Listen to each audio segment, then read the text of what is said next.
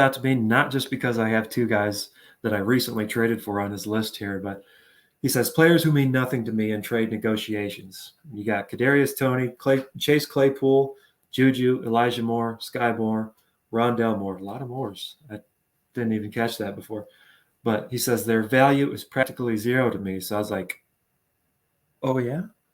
Interesting. But that wasn't the thing that popped out to me the most. What popped out to me the most was a comment that he made later on in the thread to this tweet, replying to some comments.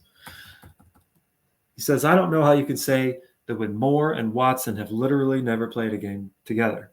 Also, Toney has only showed me that he cannot stay healthy. Until he does, it's a wasted roster space.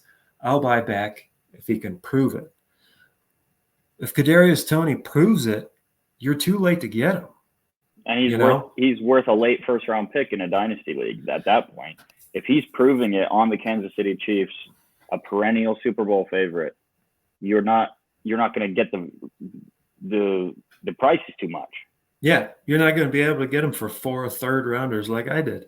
You're not going to be able – if Elijah Moore goes out there week 1 and he has 6 catches for 80 yards and a touchdown, you're too late. You can't wait for these guys to succeed before trying to go get him. You can, but there's going to be – your other league mates are going to try and get guys before they break out. It's going to happen, and it just inherently you're putting yourself at a disadvantage. If Justin Ross becomes a starting receiver for the Chiefs, you're not going to be able to get him for the mere price of a one-pick drop in the middle of the first round. Duck, can I get a witness? Amen. Yeah, so this is – I feel like this is what the kind of confusing because – you go through Tim Riley's feed and he has tweets about buying low on player X or whatever. That's what made his comments about Toney and Moore even more confusing to me, because you're not waiting. You like I said, you can wait until players are successful before going to get them. But, anybody wants to wait until Trey Lance finds his groove, until Marvin Mims finds his groove, yeah, talk to me. We could talk about what their trade value is going to be at that point. Exactly. You're tacking on an extra first round pick and an extra second at least if Trey Lance comes back and plays like Daniel Jones last year, right? Or if Trey Lance becomes, or even if Trey Lance plays like Justin Fields last year.